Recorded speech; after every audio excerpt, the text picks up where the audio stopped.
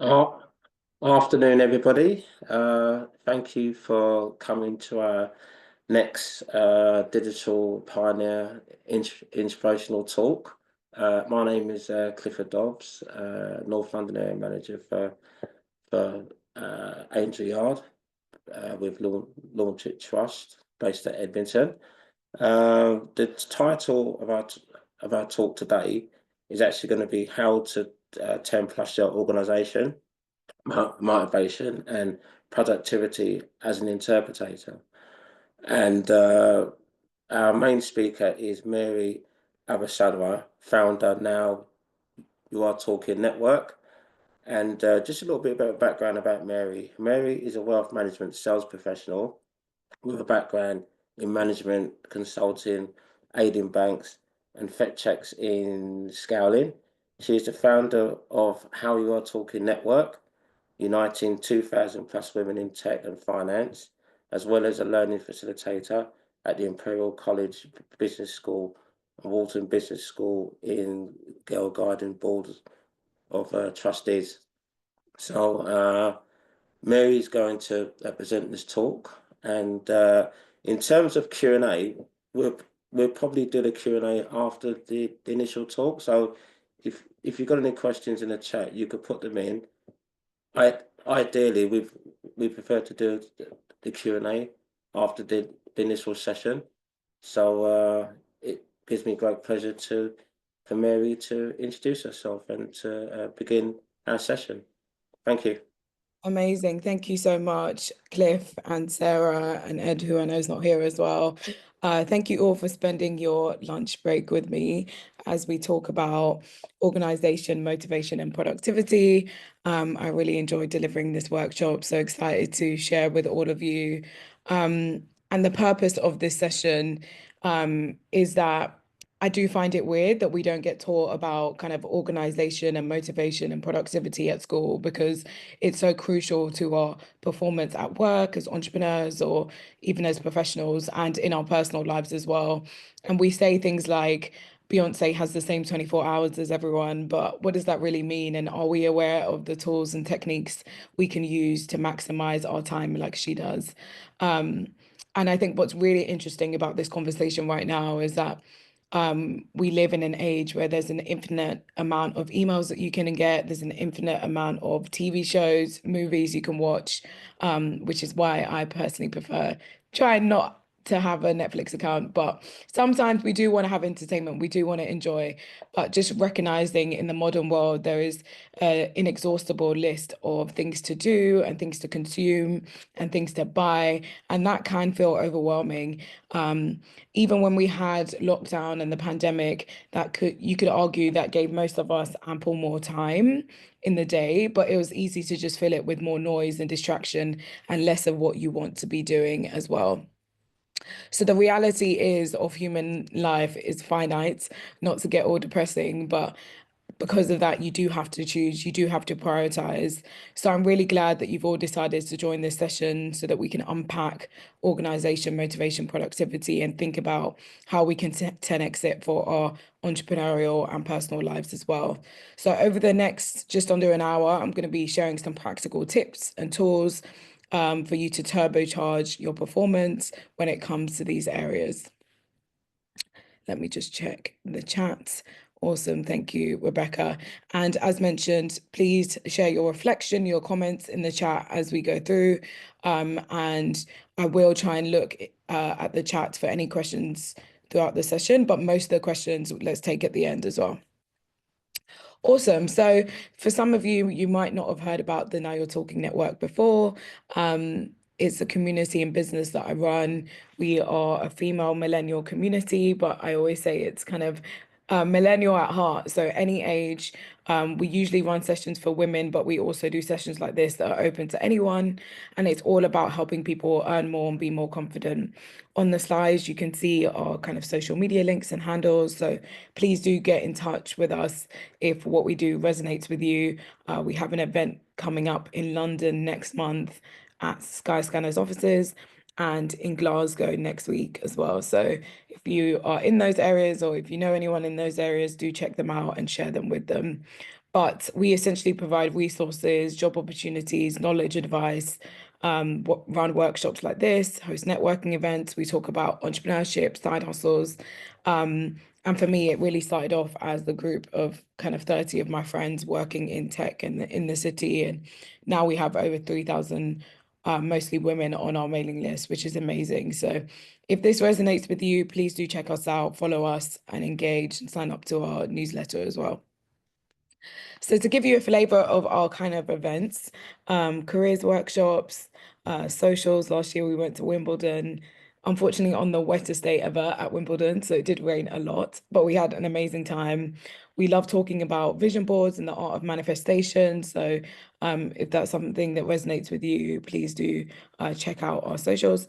And we like to host our annual side hustle showcase in and around September, where we talk about side hustles, the fact that 1 in 3 UK adults has a side hustle. How do you start one? How do you scale one? All of that kind of good stuff.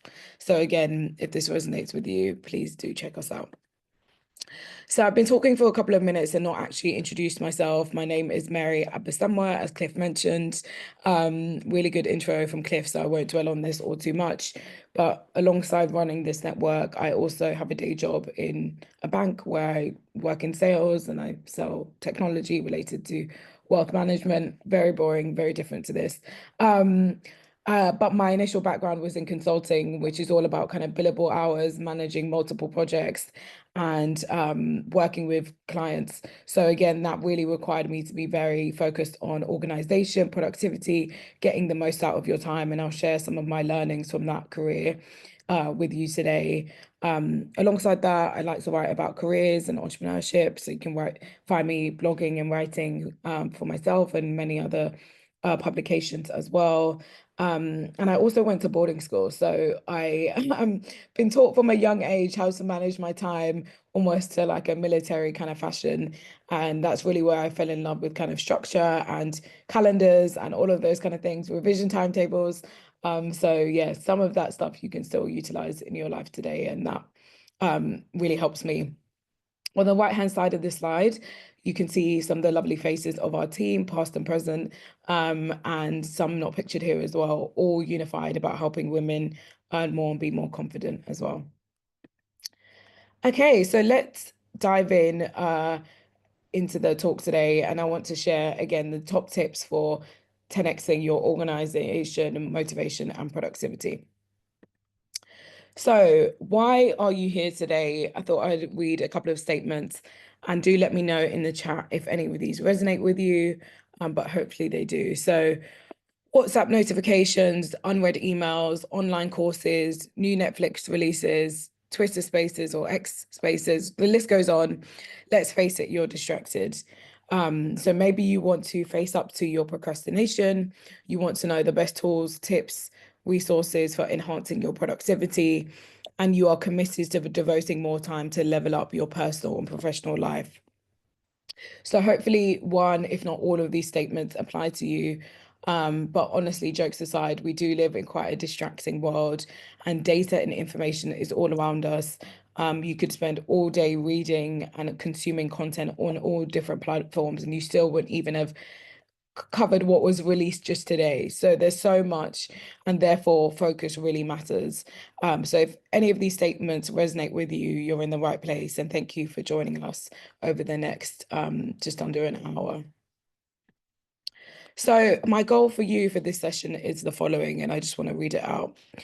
To stop being distracted and to start understanding how to best improve your organization and 10x your motivation and productivity to enhance your personal and professional life. So when I say distracted, it's about learning how to recognize your distraction. Distraction happens all the time. Sometimes you might not even realize how often you're picking up your phone, how often you're by default, you've opened WhatsApp. By default, you've opened Instagram. By default, you've opened LinkedIn and half an hour has gone. By default, you've been on TikTok for an hour. It happens to all of us, but how do you recognize it and take action and where needed, prevent yourself doing that on a recurring basis? The how is about both your mindset and the tools that you can use. So hopefully you'll learn some new tools that you can use today. And then the personal and professional life. So it's not just about your work life and capitalism, but it's also about your personal life and how you can become more structured, whether you're organizing a wedding or meal prepping or whatever it is, just being more productive with the time that you have personally and professionally as well. So what we will cover today is going to be quite jam-packed. I will be speaking quite quickly, but again, I think it's all useful, and then we will have time for a summary and a Q&A at the end. I'll talk about the distractions we face, why we need to fix this, becoming and staying motivated, becoming and staying organized, the questions to ask yourself when you feel like it's not working, because the reality is it might not always work, some parting reminders, and then some tools and resources at the end. So hopefully you can stay with us throughout the whole session. Okay, so to kick off, the distractions we face. So this is a snippet from a YouTube video called How to Clean a Green Pool. And I thought I would start off with this this funny screenshot, because the first comment says, "I need sleep. I don't even have a pool. What the hell am I doing here?" And why I find this funny is because this is sometimes what distraction looks like. You're watching a video about a green pool, you don't even have a pool, you've gone into the YouTube spiral, you've just been watching loads of videos, and you're kind of asking yourself, what am I even doing here? And that's just the reality of it, is that it's so easily, you can so easily be distracted. It's about kind of reclaiming your time and recognizing the moments where you've kind of ended up an hour into TikTok, or spent 2 hours in your email as opposed to actually doing the work that you want to do in your business, or you're pulled around in 10 different directions as the founder and not actually thinking about the things that are going to help you grow your business. So hopefully you can relate to this. Maybe you're not watching green pool videos, but something along the lines. And I see a couple of people saying this is relatable. So the distractions we face, I would do love stats and statistics and facts and figures. So I wanted to share a couple. So over 8 billion average daily videos on Facebook or Meta, whatever we want to call it now. 77% of internet users regularly read blog posts. On average, users like 4.2 billion Instagram posts per day. With a day's worth of tweets, you can write a 10 million page book on Twitter or X. YouTube has 1 trillion, I believe that is, mobile video views daily. And on average, we spend 3 hours and 15 minutes a day on our phones. And I know my phone usage sometimes has been way more than that, maybe even double. Again, no judgment. Yours might be in that range or higher as well. But the reason why I say this is that sometimes distractions are completely out of order and unrelated, but sometimes they can show up in different ways. They can show up in blog posts, they can show up in emails. And I love the quote by T.S. Eliot that says, distracted from distraction with by distraction. And for me, what that quote means is, with modern life, it's so easily to be in this endless loop of distraction, of avoiding what really matters. And actually, you could probably spend 2 hours on Instagram or TikTok, and it might not materially impact your day. But over time, think about, if you added up all those 2 hours, what would you rather have done with that time? And it's about recognizing that and seeing how, if you are dedicated to finding clarity and focus, how you can basically achieve the life that you want. And I think it's really interesting because since 2021, there's been a 300% increase in people searching how to get my brain to focus, or how to focus better, or how to increase focus. So it obviously shows that a lot of people are succumbing to these distractions. And rightfully so. Like, the best behavioral scientists in the world have worked on these social media apps to keep you hooked and addicted and to keep you coming back. And that's why they're free, because you are because you are the products and you're providing them with all the information and the labor and the data. So don't feel disappointed. What they're doing works, and they've spent millions and billions and trillions of dollars to make these apps addictive. So it's about naming and defining your distraction, and recognizing that every time you hop on Instagram, every time you're scrolling on TikTok, there's nothing wrong with that, but it's a choice. So the same way that every piece of food you put into your body is a choice, is the same with how you spend your time. And that's what we need to recognize. So even you taking the bold steps to join this session today is saying yes. And I love the quote by Aristotle that says, we are what we repeatedly do, because it's exactly that. More directly, we are what we say yes to. So if we are repeatedly spending 4 hours a day on TikTok, we are just going to lose that amount of time. So how can you be intentional about what you spend your time on? Hopefully some people don't feel called out with me mentioning TikTok a lot. Okay, I'm just looking at the chat. Yes, doom scroll is a thing, it's a real thing. Yes, I even notice myself sometimes listening to podcasts on like 1.5x, and I'm just like, actually, maybe I don't need to just try and whiz through this thing. I need to absorb it as well. And thank you, Rebecca, for opening up about your ADHD as well. And the nuance neurodiversity has in this conversation is really important as well. Okay, so why do we need to fix this? I've kind of given you the kind of a bit of a doom and gloom about distraction, but here's a couple of reasons why I think we need to fix this. Firstly, we want to work smart, not hard. It's about knowing your strengths and capacity and the tools that are available to help you reach your goals in the quickest and the most efficient way possible. So that's really important. It's about having more time to devote to the things that you enjoy. So are you doing things, particularly as entrepreneurs, are you doing things that are better outsourced or delegated to other people in your team? Are you focused on what really drives change for your role or for your team? You might have heard of the Pareto principle before, that 20% of our, if we put energy into 20% of activity, it will result in 80% of outcomes. So usually people are spreading themselves too wide. They're trying to do too many different things, but actually 80% of your success comes from 20% of your inputs.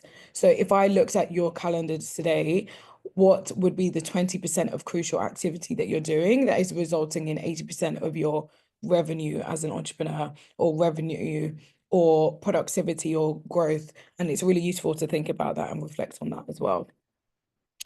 And lastly, we want our intention to match up to what you say and what you do. So, like I said, does your diary align to your values and your ambitions and your business priorities? If I looked at your diary, what would that tell me about what you want to achieve this year? Because that's the truth. You might have heard the quote, if you pile up enough tomorrows, you'll find you are left with nothing but a lot of empty yesterdays. I'm going to say that again. If you pile up enough tomorrows, you'll find you're left with nothing but a lot of empty yesterdays. Distraction stops us doing what we want. And if you're always saying, I'll do this tomorrow, I'll do this tomorrow, I'll do this next week, I'll do this after Easter, I'll do this when I come back from holiday, I'll do this in Q2, I'll do this in Q4, after a while, you'll realize Q4 will come, Easter will come, and you still haven't done the thing. And you just have to honestly ask yourself, do I want to do this thing? Like, am I forcing myself? Why is there resistance? What is this procrastination trying to tell me? Again, just being honest, not calling anyone out. Awesome. Seeing more reflections in the chat. Please keep it coming. Okay, so let's actually talk about how to become and stay motivated. And I studied economics at university. I love maths, and I am going to share an equation. Don't be overwhelmed, but it's just to help us understand motivation and how it works. So this is the equation for motivation. So you have expectancy times value, and then you divide that by impulsivity times delay. So motivation is how energized you feel to do something, and the expectancy is how likely you think you will receive the payoff from taking that action. And you times that by the value, the payoff of doing that action.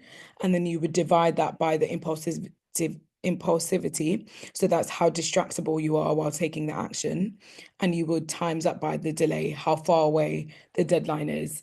So obviously, this tells us a couple of things. To increase our motivation, we want to decrease delay. So that means we want to have bite-sized goals, we want to have smaller goals, we want to have mini deadlines for ourselves. If you say, I want to run the London Marathon next year, and you don't do anything about it today, you can understand how your motivation for that will be quite low. But if you say, I'm going to start off by doing couch to 5K, then I'm going to do a 10K by August, then I'm going to do a half marathon by October, you can see how your motivation will rise because you're decreasing the delay of those goals. You can also reduce impulsivity. So that means reducing the distractions, which we'll get into. And you can increase expectations. So the more likely you are to achieve something, the more likely you are to be motivated to do something. So this will look like having a strategy or a plan to achieve something. And then you can also increase the value. So if you find it hard to motivate yourself to do something, maybe you just don't care about it. You really need to picture and imagine what is going to be the payoff of me achieving this thing. And that can help motivate you as well. It's the reason why vision boards work. It's the reason why kind of the art of manifestation works, because you've really thought about that payoff and that life that you're trying to achieve. So this ultimately, don't get scared by the equation, boils down to a couple of questions. And that's, how motivated are you towards your current goals? How much confidence do you have in achieving your current goals? How many steps have you taken towards your goals today, this week, this month? And this is what I want you to consider when you start your next activity or the next thing that you need to motivate yourself to do. Don't just say, oh, I'm really lacking motivation. Dig deeper. Look at this equation and ask yourself, which of these components are low or high, and how do I need to change them? Again, some people really like this equation and thinking in this way. And you might want to take a screenshot of this slide or take a picture of the equation. Again, I find it useful to think about, again, if I am lacking motivation, why could that be? And how can this equation help me? So I want to dive into 8 tips for you to stay, become and stay motivated. And I'll whiz through them and we'll do a short exercise at the end. So the first one is to start with why. So links to the equation. And actually, there's a really good book by Simon Sinek on this, and it's I would recommend reading that if you are trying to find your why. But it's really about trying to know why you are doing what you're doing. Are you just on autopilot? Are you just like, okay, I wake up and I do this and I do that and I do this and I go to the gym and I do this as an entrepreneur? Have you really unpacked your why? Like, why are you in the job that you're in? Why are you doing the side hustle that you have? Why are you building this business? Why do you care? And how can you explain that succinctly? And linked to that, I love this tweet that says, it's important to get real specific with the type of person you want to be. What are their daily habits? How does this person eat? Who are their friends? What exercises do they love? What creative hobbies do they have? What books, shows, podcasts do they enjoy? You have to understand why you do things to be a person who lives consciously and intentionally. And that is something that I wish for all of us. And I think is really powerful when you're able to do that and you're not just living life on autopilot, like taking it for granted. It's already a miracle that we're alive and we're breathing today. So how can you seize life for the better? That's the way that I intend to live my life, if I'm honest. So that's our first tip. Second tip is monk mode. So you might have heard about this before if you've read the book Deep Work by Cal Newport, Deep Work by Cal Newport. And this is the idea that you spend some time with no emails, no phone, no internet, maybe, or no social media for sure. And you just really eliminate distractions and you're just in monk mode. Like you're dedicated, you're focused, and you really focus maybe let's say for 2 hours on a particular task, and this kind of refreshes your mind, it kind of replenishes your focus on a particular activity, and then you take a break and then you go back into monk mode. And this means that you can have more of those kind of aha moments where you're like, okay, I've been really focused on this one activity, I've limited the distractions, and that can be beneficial for staying motivated. Vision boards. So I've spoken about them briefly already. Hopefully you know what a vision board is, but it's a visual way to manifest what you want to achieve in your personal, your professional life. It can be digital, I like to make them physically. We usually have a vision board event as part of my network, and it's always a fun session, like getting magazines, cutting out phrases, cutting out images. And it's not just about having big houses and nice cars on your vision board. It's actually about saying, what do I want for my life beyond what late stage capitalism is telling me, beyond what my friends and family is telling me, beyond what TikTok is telling me? What do I really want for my life? And daring to create and envision the life that you want for yourself. Like sometimes I think fear holds people back more than kind of success does. They're actually just afraid of envisioning that life. And I think it's really important to create a vision board to not be in that kind of state. The next top tip is to develop a growth mindset. So this term comes from the American psychologist Carol Dweck. Carol Dweck, she's a psychologist and professor at Stanford University. And having a growth mindset is as opposed to having a fixed mindset. So a fixed mindset is one that tells you your ability is static. You're either good at something or you're not. You're good at maths or you're bad at maths. You're smart or you're not. You're a good entrepreneur or you're not. And with a fixed mindset, you might be anxious, you might be vulnerable to setbacks or criticisms. And what we want to shift that into is a growth mindset, which is all about achieving mastery and competence. And you are more than willing to be wrong because you know that life is ever evolving. You know that knowledge is always out there to be sought, and that you know that failure is only feedback. And it's inevitable, it's part of the journey. So, how can you, as an entrepreneur, shift into that growth mindset where you're saying, okay, criticisms and setbacks are just part of, they're not personal, they're just part of the journey and they will help me continue to grow. And it's really important to think about that. So someone in the workplace that has a growth mindset might say, success is not just about the destination, it is about the journey.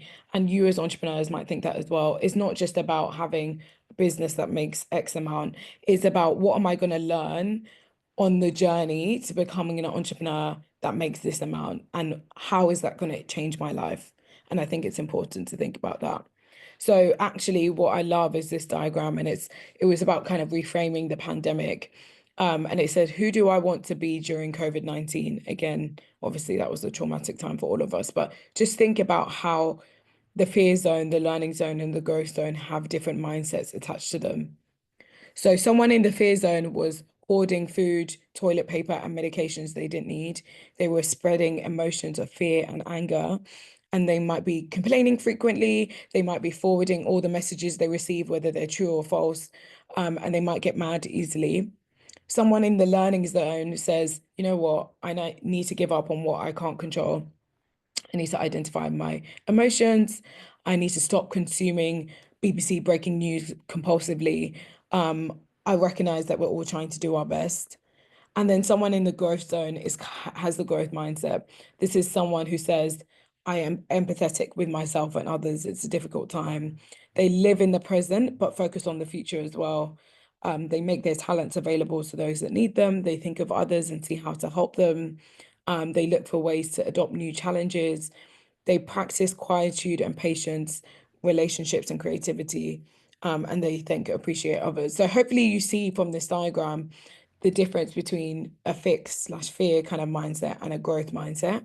And this was just an example of the pandemic and how, again, sometimes it is about your perspective on a situation. Again, some nuances to that as well. Okay, a couple more tips. Just looking at the chats. Okay. Oh, I like what Kieran says actually. When I think of myself in the third person, it has helped actually. And I actually do the same thing. So you're not crazy. I like to think of myself as like objectively like in certain situations, and that does help. So hopefully that's a useful tip for others as well. Thank you, Kieran. Okay, next tip, energy management. So I'm obsessed with this idea of energy management and checking in with your body about your energy and your energy levels for the day. If you find that you're lacking motivation, maybe try and focus on energy management. There's loads of blogs about this, but essentially, some days you might feel more creative, some days you might feel low energy. How do you accept what your body is telling you that it wants to do that day? I know some days as a writer, I don't feel like writing. Other days, I could write 5 blog posts in one day. So if I take a practice of energy management, I listen to my body and my mind, and I create flex in my diary for that kind of flow state. And that's really powerful as well.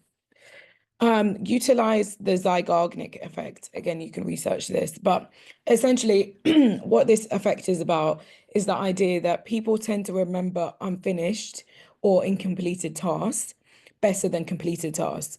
So, if you're someone who's been struggling with motivation and you have like a project to do that, let's say, takes 6 hours, instead of trying to find 6 hours to do something, try and find 2 hours across 3 days.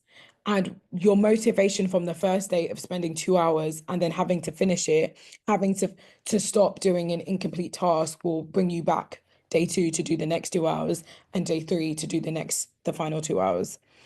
So utilizing the Zygarnik effects of just saying, if I start 10 minutes of this project today, I'll be excited to log into work tomorrow to finish it or to go into it again. And I think that's really powerful. So thinking about how you can piece up tasks and just start a little bit today and finish it the next day or finish it the next week. So essentially what this effect is saying, don't end the day with a completed task. If you do, you have to re-motivate yourself the next day and find that whole new energy and kind of map out what you're going to do again. Yeah, try and maybe incomplete a task or just at least map out what you're going to do the next day, the day before. Set 3 non-negotiable goals a day. So this is one of my favorite tips. It's really simple, but essentially what you want to do is write down at the start of every day 3 non-negotiable things that you want to do that day. Often our to-do lists are too long. Some people's to-do lists are 20 things, 50 things, 100 things. And of course, you can never even get that done, even if you did have the same 24 hours as Beyonce. So how do you scale it back to just 3 things that you really need to get done today? And so therefore, it's more achievable, it's more realistic, and you get that kind of dopamine effect at the end of the day where you're like, oh, I've done those 3 things. That felt great. Awesome. And then my last tip around becoming and staying motivated is around positive affirmations. I love to say the quote, be careful what you say to yourself because you are listening. Be careful what you say to yourself because you are listening. How do you motivate yourself in all parts of your life? And that might look like listening to motivational podcasts. I personally like actual positive affirmations that I read out in the morning and evening every single day in my bathroom mirror. And when I finish brushing my teeth, I just read out these statements and it's really motivating for myself. Whatever will work for you, but the idea of being surrounded by positive and affirming messages is really important. There's even YouTube playlists that will read you kind of positive affirmations if that's your thing. So awesome. We're going to spend, let's say, 3 minutes for you to reflect individually. And what I want you to do is to pick one of these methods that you want to do tomorrow, one within a week, and one this month to become and stay motivated. And essentially, what I'm getting you to do is to think about which of these 3 things that I've mentioned resonate with you the most and that you need to embed into your daily life as an entrepreneur or as a professional to become and stay motivated. So 3 minutes for everyone to pause and reflect. And if you have any questions, please post them in the chat.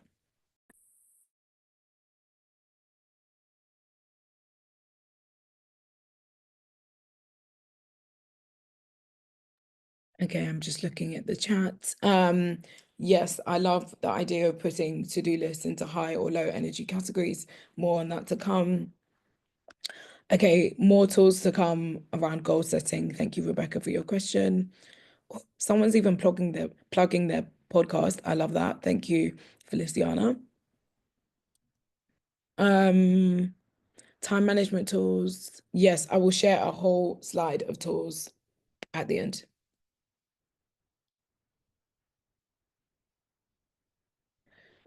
And just very quickly on your question, I like to plan on a Sunday night because then I wake up at the start of the week on a Monday feeling like I know what my week looks like. And for me, that's planning all kinds of things. It's not just my work, but it's also like my gym sessions for the week. It's also like my social time for the week. It's also just like I don't know, my skincare routine. I don't know. I plan everything because I'm a planner, but I find that planning on a Sunday night gets me excited for the week ahead. Yeah, yeah, that's interesting because I think that helps me as well for myself in terms of my work, especially when you're managing a centre like this. It's really about giving yourself that task to do, so you're not coming in and getting distracted. Like you said, the key word, distraction. So for me, I always do the same every Sunday before I go to bed. Even in the evening, I just plan it out as to what's going on this week. Tasks to do, little squares, plan it, and then hopefully exercise it. If I miss it, then I'll just carry that forward. Exactly. Exactly. Thank you, Cliff, for sharing. Okay, if everyone can share the three that they picked, if you're open to sharing in the chat, that would be awesome. Rebecca, I use Google Calendar obsessively, so everything is in my Google Calendar. And what's good about Google Calendar is you can get integrations with other calendars. I have like 4 calendars, so I integrate it all into one main Google Calendar. Awesome, Kieran sharing some resources. Incredible. Please continue to share the three that you picked. Okay, because of time, let's move on. So, how to become and stay organized. An organization is, I'm just going to explain it very quickly, being able to plan your activities efficiently. So, we're thinking efficiency here is around minimum wasted time or efforts. Being able to find things in the least amount of time. Having an orderly environment digitally and physically is really important. If I went into your downloads on your laptop, is it just a mess? Like, do you just constantly download things? Are your folders a mess? Do you not even have organized folders? What does your desktop look like? Is there even space for a pen and a paper? Like, you don't realize, but all of those things affects your organization and your motivation. You need to tidy up your digital and your physical presence because it does affect your brain when you have a messy folder on your laptop and you can never find anything, that is a way of impeding your success. When you have a desk where you can't even remember what the color of the desk is because there's so much stuff on it, and you therefore have to work on the sofa, that impedes your productivity and your organization. So it's really important for us to think about those things. And then lastly, being able to start when you feel motivated to do so. Disorganization can be another distraction. Sometimes people are so disorganized, they can't start things because they just don't even know where to get the resources they need. Again, physically, digitally, whatever that might look like. Okay, more people sharing in the chat. So monk mode was around kind of exactly, thank you, Nana, zoning in, no distractions, being like a monk, dedicated time where you just focus. Thank you. I love seeing what everyone's sharing. Okay, so now I'm going to share 8 tips on how to become and stay organized. Stay with me now. Okay, the first one is looking at your external environment. I've just mentioned this very briefly. Is a pen and notebook easy to reach, or do you have a good digital note-taking system? Do you have a water bottle next to you? Some of you are not drinking enough water, you get headaches, and you think you're always tired. Some of you need to take vitamins and supplements. That's a whole nother webinar. But actually, just your external and your physical environment, really important. Do you see the color of your desk? Do you see the color of the floor around you? Again, I am jesting a little bit, but I am being really serious. Your external environment does matter. Start creating high and low value to-do lists. So someone mentioned in the chat around splitting out your to-do list, and I think it's really important to do this. You might have heard of the phrase eat the frog first, which is about not eating frogs like French people, but it's about completing difficult tasks first. And so eating the frog is saying, actually, if I start my day with something difficult, I will feel great because by midday, I would have done something really difficult and I'll be motivated to do the easy things.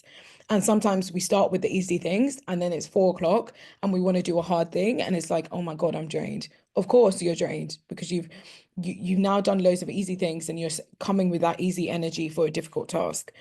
So if you do like to create to-do lists, split it out into high and low value to-do lists. So high value things are things that are important and take longer and might need a whole project plan to do and might be done over several days. And low value things could be things that could be done in a short amount of time, maybe 10 minutes, like it's reply to this email or book this dry cleaning, or I don't know, just like random things that you need to do personally or professionally, that if a meeting ends 10 minutes early, you can pick it up. Utilize calendar blocking. We've mentioned this a little bit in the chat. Calendar blocking is just the idea of blocking every hour in your calendar and describing what you're going to do in that time. That's not to say that you're never going to have breaks, because you definitely should do that and stretch and all those things. But it's about saying, I'm going to structure my day so I know what I'm going to be doing. And I'm going to show you what my crazy diary looked like at some point when I was in consulting. You can see how not all of these were meetings, some of them were, but I've also just blocked out time to understand, okay, this is what I'm going to do on certain days. For me, as someone with entrepreneur and also a day job, I am traveling a lot as well. So I also have in my calendar where I'm going to be, which cafe I'm going to be working from, all those kind of things. I don't leave it to chance. I try and plan again on a Sunday evening what the following weeks look like. And again, that gets me excited. It doesn't drain me. It gets me excited to know how I'm going to manage my time and what I'm going to be doing. Um, and I think it will do too if you start to try this out. Okay, brilliant. Keep the chat flowing. The next tip is the Pomodoro technique. I think this has become quite popular now, so you might have heard about it before. In a nutshell, it's from the idea that you set a timer and you work for 25 minutes uninterrupted, and then you take a 5-minute break. Sometimes people do 15 minutes uninterrupted, 10-minute break, and you can do different multiples of it. But I think 25 minutes, 5-minute break, 50 minutes, 10-minute break, that kind of thing. Some people are obsessed with this, by the way.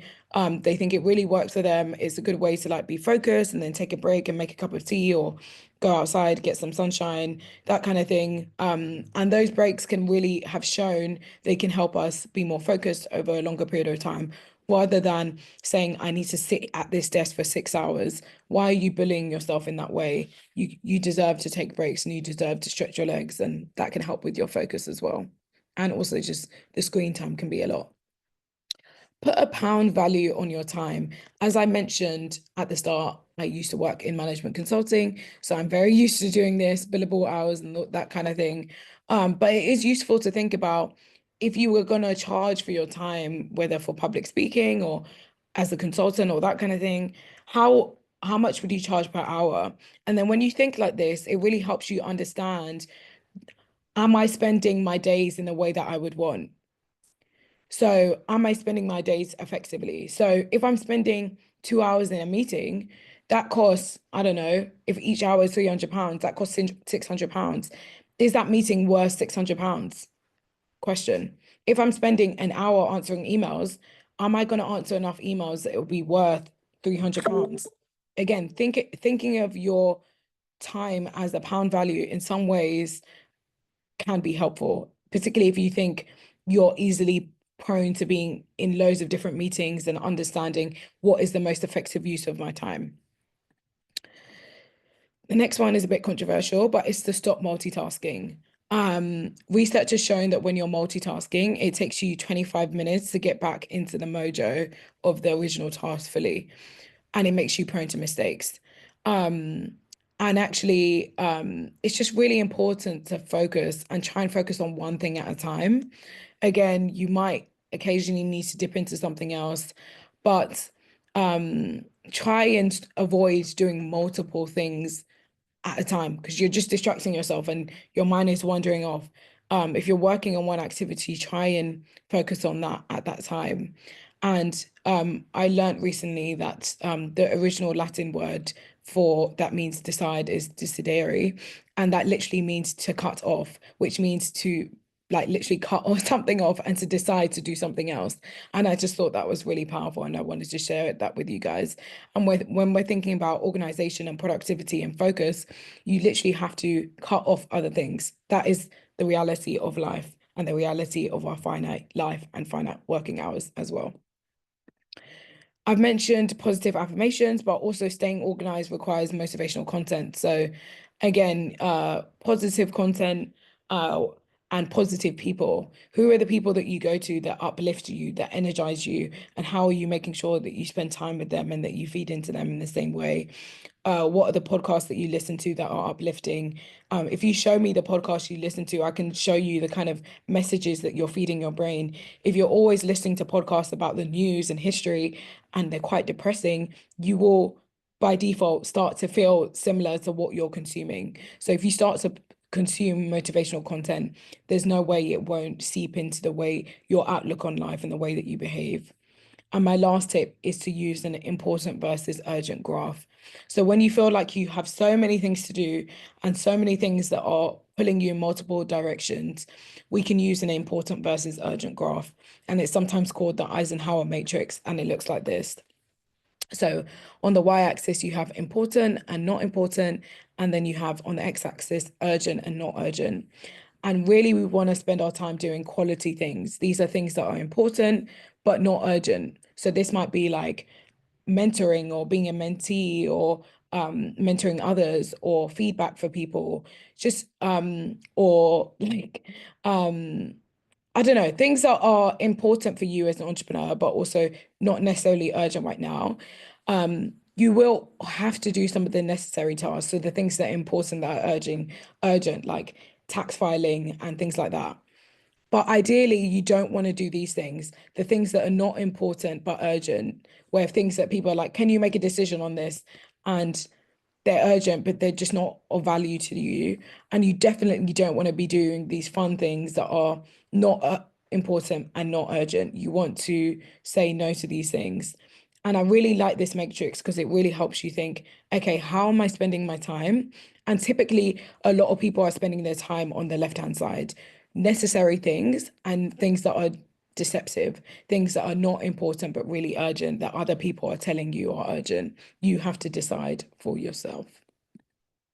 So again, we're going to spend 2 or 3 minutes, reflect on what I've shared. Any questions, put it in the chat and decide which of these you're going to start doing tomorrow, within a week, in the next month.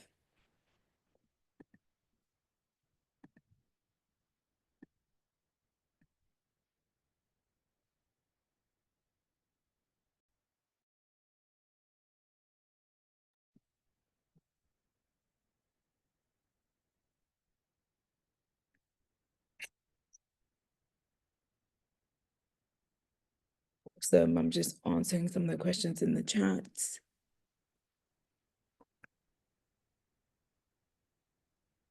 Yes, so the Pomodoro techniques is working for 25 minutes, 5-minute break. I see a couple of people know it already.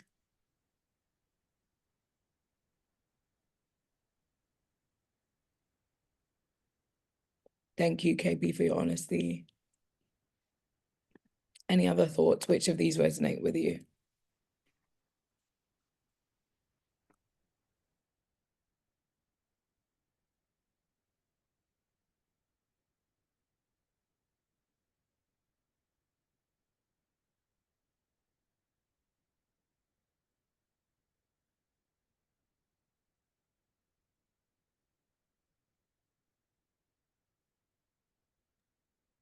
I like the bit that you talk about the multitasking, Mary. It's interesting because I remember many years ago I did a self build. It was sort of like a social enterprise.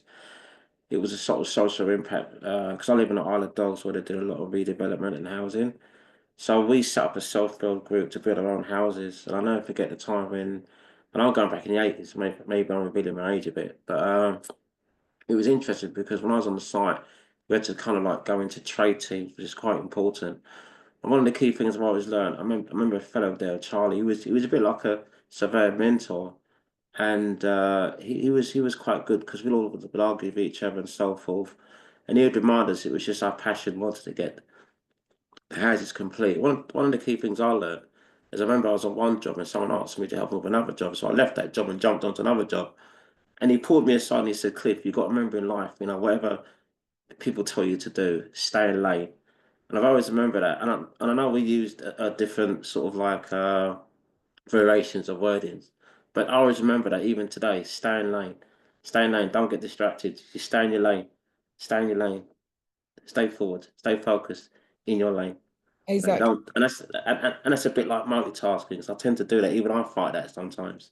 Yeah, Doing one job, didn't realize the same. I'm multitasking here. Then I remember that thing what old Charlie said to me, stay in your lane. And yeah. then I go back and try to focus on what I should be doing, which is interesting. Yeah, exactly. And I think it's like staying focused on one thing and not letting the world distract Yeah. you in so many different ways. Awesome. Okay, let's move on because of time. Please keep sharing the three that resonated with you that you want to adopt. So, like I said at the start, it doesn't always go to plan. So, questions to ask yourself when you feel like it's not working. I've got a couple on the slide. What's the opportunity cost of completing this over that? That literally just means if I'm doing one thing, if I'm saying yes to one thing, I'm saying no to something else. So everything you say yes to requires a no somewhere else. So when you're thinking about saying yes to something, just make sure it's a hell yes. Do I really want to do this activity? Ask yourself that. If you're finding it really hard to motivate yourself, ask yourself, what does my current energy gravitate towards? What is a quick win I can accomplish now? So if you have your high and low value to-do list, what are the three things I must get done today? You should have that maybe at the top of your calendar and ask yourself every day before work, what am I going to get done today? Should I be doing this, or is it cheaper and more reasonable to outsource this to someone else in my team or to get a freelancer to support me? Do I need to do this, or is this a distraction? Again, we've spoken about how not all distractions look obvious these days. Um, and what are the daily, monthly, yearly activities that I need to do to improve my mood? Really important. You don't want to bully yourself into doing work. You want to feel motivated and encouraged and understand the payoff. And how do you treat yourself when you get things done as well is important to think about. So some passing reminders, I have a couple of tweets and things like that, that just to make you laugh. I like this one that says your online course says hi. On average, only 10% of people who start online courses complete them. And just things to motivate you when we think about organization and motivation and productivity. As promised, some tools and resources. So again, you might want to take a screenshot of this slide. We have different tools like Insight Timer that can help you with the Pomodoro technique, Forest that can help you be focused and present. Trello and Miro can help you with organization. Podcast, Optimal Living Daily, How to Fail, which talks about success and failure. A really interesting book around time management and just like the philosophy of it, which I love, called 4,000 Weeks by Oliver Berkman. It is a little bit depressing because it's called 4,000 weeks because on average, the average adult only lives for 4,000 weeks. So that could be depressing or that could be exciting. I think it's exciting. We're lucky enough to be on this earth, so why don't we utilize it for the best that we can? I mentioned I'm obsessed with Google Calendar. And if you're someone who struggles to make decisions, I have this book that I picked up in an airport called The Decision Book that's on the slide.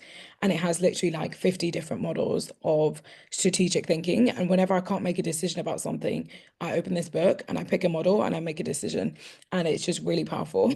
And I recommend it if you like the kind of models that I've shared. Eisenhower Matrix is in it, others are in it as well.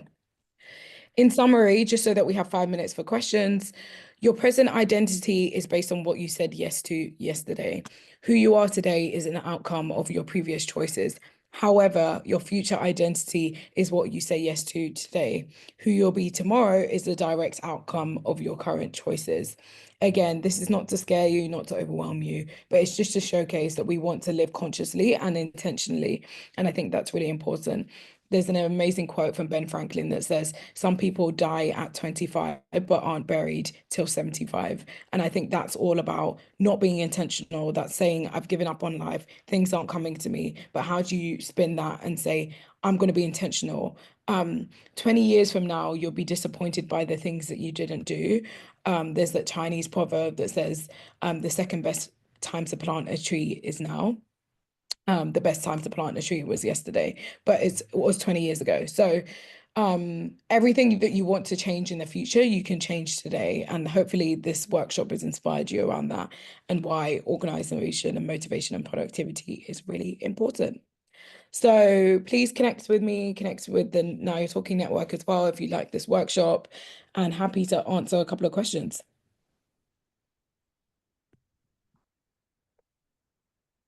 Does anyone have any questions for Mary? Thank you so much for this. Thanks, Mary. I've been inspired. Thank you so much. I was late, but I got so much from this session. Thank you. And that's from Nina. Perry Russell, to everybody, thank you. Yeah. Kieran, go ahead. It was amazing. We put the Hey, resources forward. um, Thank you, Mary. quick question. How have you found maintaining consistency? Because actually some of the like tips and tools that you mentioned there, I realize I apply, but I still feel like I don't maintain it consistently enough on a day-to-day or a week-to-week basis. And that's sort of like what's the biggest like draw. So how have you found that for long-term maintenance, I guess? Yes, great question. Thank you, Kieran. The best way to maintain consistency is by stop, pause, reflects. So also when I plan my week ahead on a Sunday evening, I also review the past week. So I look at the past week and I say, how did the past week go according to the plan that I wanted it to go? Did I sleep enough? Did I do enough social things? Did I get enough work done? And what would I want to stop, start, and continue doing for the next week? And then I use that to plan the next week. And I think that's where people that's what can help with the consistency is saying, okay, let me look back. A lot of the time people don't like to look back. They like to just look forward and the next thing and the next thing and the hedonic treadmill of it all. But actually, if you look back the last week and at the end of a month, I like to look back at the whole month. And at the end of a quarter, I like to look at the whole quarter. And I like to say, okay, everything that I planned to do, did I get it done? If I didn't, what didn't work? Did I work too hard? Did I work not enough? Did I not sleep enough? And just ask those questions and then set an intention for the next week, the next month, the next quarter. And you will see all you need to do is be 1% better. And over time, that is astronomical. I love that. Thank you. Awesome. Any other questions or reflections? I see some great comments in the chat.